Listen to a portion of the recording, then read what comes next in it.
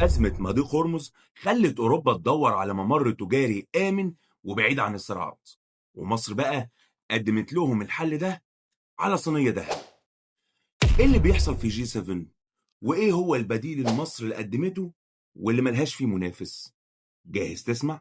قفل مضيق هرمز ورغبة الدول الأوروبية إنها ما تعتمدش على الغاز الروسي خلى الدول الأوروبية والدول الصناعية السبع الكبرى تفكر في طرق كتيرة قوي علشان توفر الطاقة دي من غير ما تعتمد على دولة واحدة، ويبقى المصدر الجديد للطاقة آمن وما يكونش داخل أي صراع. وعلشان كده الدول الصناعية السبع قدمت الدعوة لمصر علشان تشارك في مجموعة السبعة الاقتصادية الجي 7. طب هي الدول الصناعية السبع الكبرى دي قدمت الدعوة لمصر بس؟ لا طبعا، قدمت الدعوة للإمارات وقطر وأوكرانيا علشان طبعا الإمارات وقطر مصادر طاقة كبرى، وعلشان دورهم في تقليل التوتر في حرب أوكرانيا وإيران. وقدمت الدعوة للبرازيل والهند لأنهم أعضاء في البريكس، وعلشان بدل ما يتخانقوا مع البريكس يستفيدوا من بعض. وقدمت الدعوة لكوريا الجنوبية علشان تستفيد من الصناعات التكنولوجية المتطورة عندهم. وكينيا علشان بتترأس مع فرنسا منتدى اسمه افريقيا للأمام. ومصر علشان دورها في أزمة غزة وإيران، وكمان لأن مصر قدمت نفسها بطرق ومحاور تجارية آمنة وبديلة زي ما شفنا في أزمة هورمز. بس السؤال المهم بقى، مصر رايحة المنتدى ده تعمل إيه هناك؟ أقول لك سؤال مهم جدا، خليني أقول لك الإجابة. أولا، مصر عاوزة تضمن استمرار تنفيذ اتفاق وقف الحرب على غزة وتحشد الدعم الدولي علشان تضغط على إسرائيل لتنفيذه، وعاوزة تأمن البحر الأحمر وتضمن برضه وجود دولي لتنفيذ الأمان ده. وفي سد النهضة عاوزة تضمن تأييد دولي ضد الترز بتاع أبي أحمد وأبي أحمد نفسه. نيجي بقى لأهم نقطة، وهي إن مصر بتقدم محاور بديلة لطرق التجارة العالمية. في الفترة اللي فاتت مصر ربطت المواني المصرية بشبكة نقل زي قطر الكهرباء اللي الناس هجمته واللي بينقل آلاف الأطنان من البضايع بسرعة 120 كيلومتر في الساعة. خد عندك أول محور، السخنة الإسكندرية الدخيلة.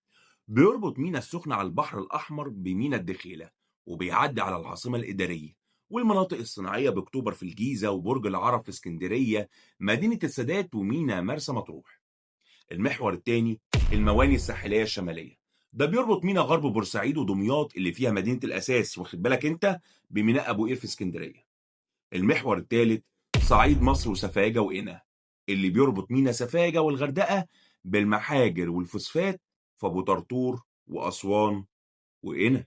ده غير محور ممر التنمية الطولي اللي بيربط مناطق الإنتاج الزراعي توشكا وشرق العوينات وغرب المنيا بالقطر الكهربائي ويوديه لمينا الدخيلة.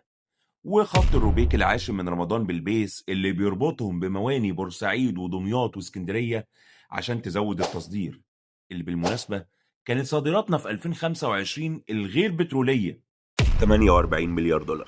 طبعا شايفك عاوز تسأل وتقول لي، طب هي الطرق البديلة دي تهم أوروبا في إيه؟ لأنها ممرات تجارية بديلة وكمان بوابة لإفريقيا علشان تودي منتجات أوروبا لإفريقيا وتاخد من إفريقيا المواد الخام. معلش يا وائل يعني اعذرني، أنا شايفك جبت سيرة كل الممرات وما جبت سيرة قناة السويس.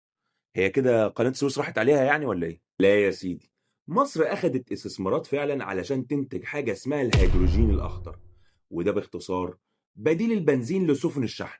وعاوزة تخلي في قناة السويس محطات علشان تبقى زي محطات البنزين كده بس لسفن الشحن، بدل البنزين يبقى هيدروجين. وأصلا إحنا مضينا اتفاقية من سنتين مع الاتحاد الأوروبي استثمارات ب 72 مليار دولار. الجزء الأكبر هيتم استثماره في 2026 و2027.